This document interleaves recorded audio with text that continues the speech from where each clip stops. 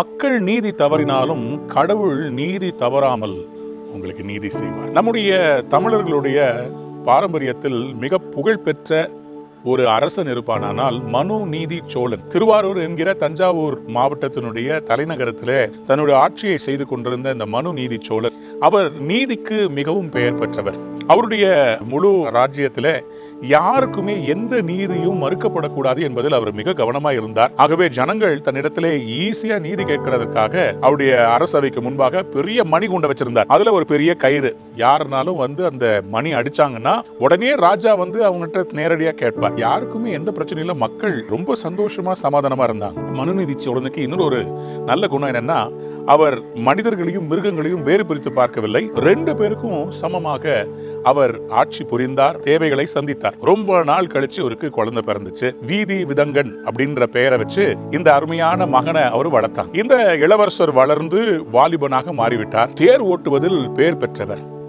அப்போ ராஜபாட்டை வீதியிலே அவர் ஒரு நாள் தேர் பூட்டி வேகமே வந்து கொண்டிருந்த போது ஒரு கன்றுக்குட்டி ஒன்று துள்ளி குதித்து இந்த ராஜ வீதியில் வந்து விட்டது. வீதி விடங்கனாலே அந்த தேரை நிறுத்த முடியவில்லை. தேர் வேகமாய் அந்த கன்றுக்குட்டியின் மேல் ஏறிவிட்டது. அந்த தேர் ஏறி இறங்கின உடனே இந்த இளவரசருக்கு என்ன பண்ணுவது என்று தெரியவில்லை. இதை பார்த்த தாய் பசு நேராக போய் அந்த மனுநீதி சோழன் வைத்திருந்த அந்த பெரிய அந்த மணி குண்டை அடிக்க ஆரம்பித்து விட்டது. அதை கேட்ட உடனேயே மனுநீதி சோழன் அங்கே வந்து பார்த்தால் அவருக்கு எல்லாம் புரிந்து விட்டது. தேர் ஏறி கன்றுக்குட்டி இறந்து விட்டது. ஆகவே பசு நீதி கேட்டு வந்திருக்கிறது. மனுநீதி சோழன் தன்னுடைய ஒரே மகனான இந்த இளவரசரை பார்த்து இவருக்கு ஒரே மனம் தாங்கவில்லை.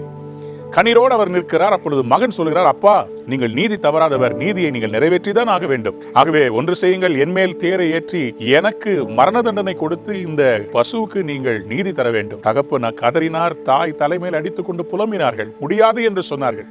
ஆனால் தகப்பன் மனுநீதி சோழன் சொன்னார், ஆம், நீதி தவறாத என்னுடைய ஆட்சியிலே இது எனக்கு வந்த சோதனை, இதை நிறைவேற்றித்தான் ஆக வேண்டும் என்று சொல்லி அரசவையில் இருக்கிற அந்த போர்ச்சவர்கிட்ட சொன்னார், நீங்கள் தேரேற்றி என் மகனை கொல்ல வேண்டும். யாரும் வரவில்லை. கடைசியில மனுநீதி சோழனே அந்த தேரை ஓட்டினார், மகன் மேல் ஏற்றினார். அவருடைய மகன் மரித்து போனார். ஆகவேதான் அவருடைய புகழை பாடுவதற்காக இன்றைக்கும் நம்முடைய சென்னை நீதிமன்றம் ஹைகோர்ட், சென்னை ஹைகோர்ட்ல மனுநீதி சோழனுடைய உருவ சிலை இப்பொழுதும் இருக்கிறது. கிறிஸ்துவுக்கு முன் 205 161 வரை வாழ்ந்தவர். அவருடைய புகழ் 2000 வருடங்களுக்கு பிறகும் இன்றும் இருக்கிறது என்றால் காரணம் அவருடைய நீதி. அதே மாதிரிதான் இந்த உலகம் தோன்றினது முதற்கொண்டு ஏன் கடவுளுடைய பெயர் இன்றும் நிற்கிறது? எதற்காக இந்த இயேசு என்கிற பெயரிலே நாம் எதை கேட்டாலும் பிதா செய்கிறார்? ஏனென்றால் மனுக்குலத்திற்கு ஒரு மிகப்பெரிய ஒரு பாவத்தினால் ஒரு மரணம் வந்தது.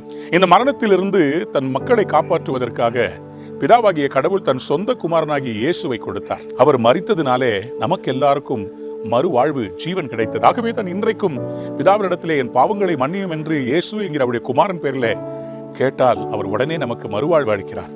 உங்களுக்கு விரோதமாய் பொய் குற்றச்சாட்டுகளை வைக்கலாம். உங்களுக்கு விரோதமாக தேவையில்லாமல் குழப்பங்களை யார் கிளப்பிக் கொண்டிருந்தாலும் கடவுள் உங்களுக்கு நீதி செய்ய போகிறார். Jeremiah 11:20 But you, Lord Almighty, who judge righteously and test the heart and mind, let me see your vengeance on them, for to you I have committed my cause. ஆண்டவரே, நீதியை சரி கட்டுகிறதை நான் பார்ப்பேனாக. நீதி சரி கட்டுதல் நான் செய்ய போறதில்லை, நீங்க செய்யுங்க. கடவுள் கையில கொடுத்துருங்க. கடவுள் உங்களுக்காக நீதி விசாரிப்பார். மனுநீதி சோழனை விட அவர் நீதிபரர். உங்களுக்காக தன் ஒரே பேரான குமாரனை கொடுத்த பிதாவாகிய தேவன் இயேசுவின் நாமத்தில் உங்களுக்கு அற்புதம் செய்வார். God bless you. நீங்கள் ஜெயிப்பீர்கள்.